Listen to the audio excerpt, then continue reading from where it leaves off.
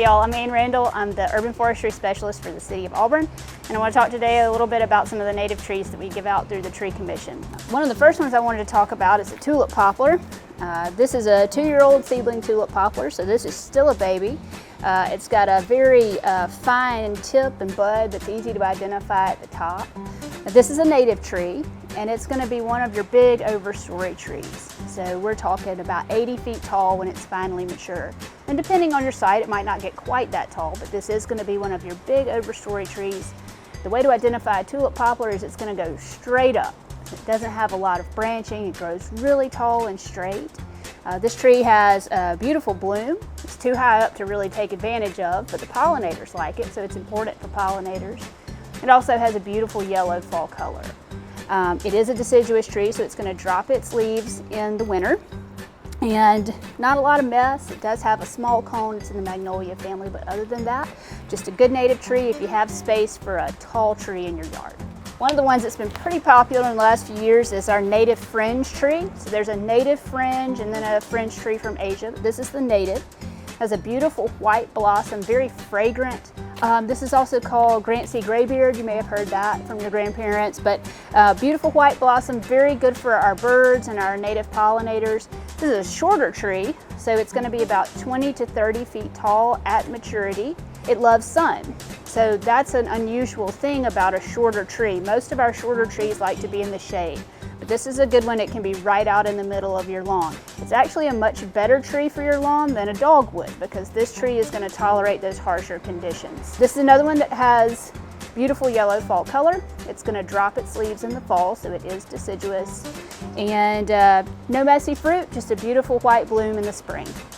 And this one, a little bit bigger than ones we normally give out, but we've been raising this for a few years. And this is a Hophornbeam.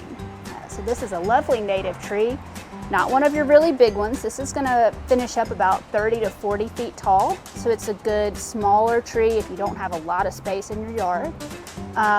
What's neat about this tree is it has a flower that looks just like a hop, like you make beer with. So it's a really beautiful flower. It also produces a small nut, so it's really great for pollinators and other wildlife in your yard.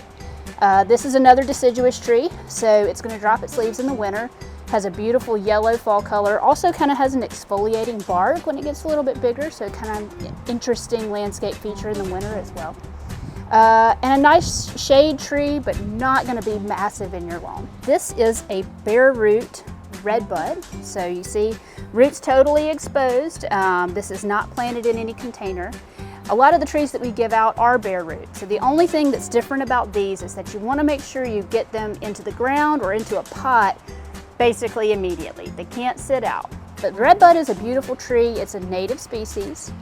It is one of the first trees you will see bloom in the spring. So if you look out in your neighbor's yard, you see these tiny little purple blooms all over a tree, that's your redbud.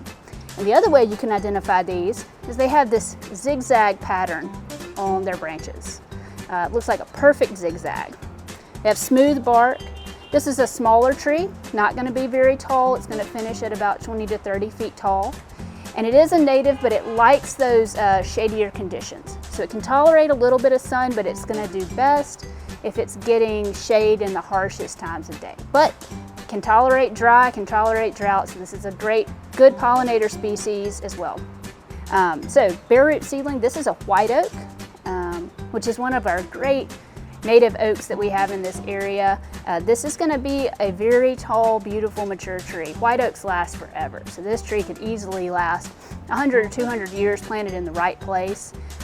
This is the kind of tree that you don't plant for yourself, you plant for your children. It takes them a long time to grow. They're not fast growers, but they stay very strong. They don't drop limbs. This tree is going to have beautiful red fall color, and it also produces a nut, which is really important for wildlife.